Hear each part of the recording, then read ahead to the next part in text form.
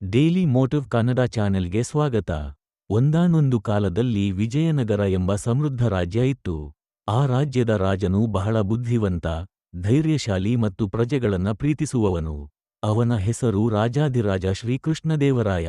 ಆತನಿಗೆ ಚಾತುರ್ಯ, ತಾತ್ವಿಕತೆ ಮತ್ತು ಬುದ್ಧಿವಂತಿಕೆಯ ಮಾದರಿ ಅನ್ನಬಹುದಾದ ಮಂತ್ರಿಯೊಬ್ಬನು ಇದ್ದ. ಅವನು ತೆನಾಲಿ ರಾಮ. ತೆನಾಲಿ ರಾಮನಿಗೆ ಒಂದು ವಿಶೇಷವಾದ ಅಭ್ಯಾಸವಿತ್ತು. ಯಾವುದೇ ದುಃಖದ ಘಟನೆ ನಡೆದರೂ ಏನೂ ಆಗಿದ್ರೂ ಒಳ್ಳೆಯದಕ್ಕಾಗಿ ಅನ್ನೋದು ಅವನ ಪ್ರತಿಕ್ರಿಯೆ. ಇದನ್ನು ಕೇಳಿದ ರಾಜನಿಗೆ ಕೆಲವೊಮ್ಮೆ ಚಡಪಡಿಕೆ ಆಗುತ್ತಿತ್ತು. ಏಕೆಂದರೆ ಯಾವ ದುಃಖದ ವಿಷಯಕ್ಕೂ ಈ ಮಾತು ಹೇಗೆ ಅನ್ವಯಿಸಬಹುದು ಅನ್ನಿಸಿತ್ತು. ಒಂದು ಘಟನೆ. ಒಂದು ದಿನ ರಾಜನು ಅರಣ್ಯ ವೀಕ್ಷಣೆಗೆ ಹೊರಟಿದ್ದ.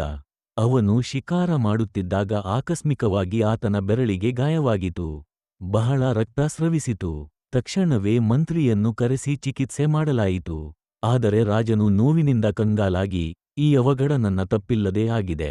ನಾನು ದೇವರ ಸೇವೆ ಮಾಡುತ್ತಿದ್ದೇನೆ, ಇವನದಕ್ಕೂ ಆದರೂ ಹೀಗೆ ಆಗುತ್ತಿದೆಯಾ ಎಂದು ಕೋಪಗೊಂಡನು. ಆ ವೇಳೆ ತೆನಾಲಿ ರಾಮ ಹೇಳಿದ, ಏನೂ ಆಗಿದ್ರೂ ಒಳ್ಳೆಯದಕ್ಕಾಗಿ ಆಗುತ್ತದೆ ಮಹಾರಾಜ.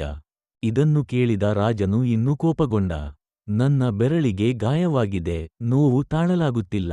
ಇದನ್ನು ನೀನು ಒಳ್ಳೆಯದಾಗಿದೆ ಅಂದ್ರೆ ನೀನು ನಿನ್ನ ಬುದ್ಧಿವಂತಿಕೆಯಿಂದ ನನ್ನನ್ನು ನಿರ್ಲಕ್ಷ್ಯ ಮಾಡುತ್ತಿದ್ದೀಯಾ ಎಂದು ಅವನನ್ನು ಕಾರಾಗೃಹಕ್ಕೆ ಹಾಕಿಸಿದ.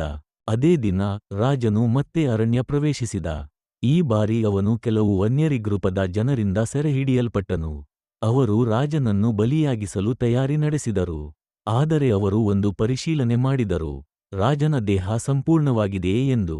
ಅವರು ಕಂಡುಹಿಡಿದರು, ಅವನ ಬೆರಳು ಗಾಯಗೊಂಡಿತ್ತು, ಒಂದು ಭಾಗ ಕಡಿದಂತಾಗಿತ್ತು. ಅವರ ಮಾನ್ಯತೆ ಪ್ರಕಾರ ಬಲಿಯಾಗಿ ಅರ್ಪಿಸುವವನು ಸಂಪೂರ್ಣ ದೇಹದವನು ಆಗಿರಬೇಕು. ಆದ್ದರಿಂದ ಅವರು ರಾಜನನ್ನು ಬಿಡುಗಡೆ ಮಾಡಿದರು. ರಾಜನು ಬೆರಳಿನ ಗಾಯವೇ ತನ್ನ ಪ್ರಾಣ ಉಳಿಸಿದ ವಿಷಯವನ್ನು ಅರಿತು ತಕ್ಷಣವಾಗಿ ಅರಮನೆಗೆ ಮರಳಿ ತೆನಾಲಿ ರಾಮನನ್ನು ಬಿಡುಗಡೆ ಮಾಡಿಸಿ ಕ್ಷಮೆ ಕೇಳಿದ.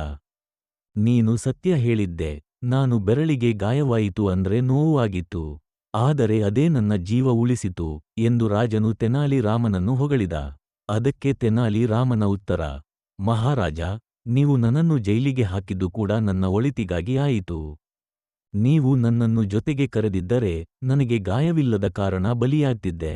ಈ ಮಾತು ಕೇಳಿದ ರಾಜನು ಆಶ್ಚರ್ಯಚಕಿತನಾದನು. ಅಯ್ಯೋ, ನಾನೇ ನಿನ್ನ ಬದುಕು ಉಳಿಸಿದ್ದೇನೆ ಎಂದರ್ಥ. ತೆನಾಲಿ ರಾಮ ಸ್ಮಿತಹಾಸ್ಯದಿಂದ ನುಡಿದ, ಹೌದು ಮಹಾರಾಜ, ಎಲ್ಲವೂ ದೇವರ ಇಚ್ಛೆ. ಏನೂ ಆಗಿದ್ರೂ ಒಳ್ಳೆಯದಕ್ಕಾಗಿ. ಜೀವನದಲ್ಲಿ ಏನೇ ಆಗಲಿ ನಾವು ಅದು ಯಾಕೆಂದರಿದುಕೊಳ್ಳದೆ ಧೈರ್ಯದಿಂದ ಒಪ್ಪಿಕೊಳ್ಳಬೇಕು. ನಾವು ಈಗ ನೋವು ಅನುಭವಿಸುತ್ತಿದ್ದರೂ ಮುಂದೆ ಅದು ನಮ್ಮ ಹಿತಕ್ಕಾಗಿ ಆಯಿತೆಂದು ತಿಳಿಯಬಹುದು. ಈ ವಿಡಿಯೋ ನಿಮ್ಗೆ ಇಷ್ಟವಾದಲ್ಲಿ ಸಬ್ಸ್ಕ್ರೈಬ್ ಮಾಡಿ, ಲೈಕ್ ಮಾಡಿ, ಶೇರ್ ಮಾಡಿ. ಧನ್ಯವಾದಗಳು.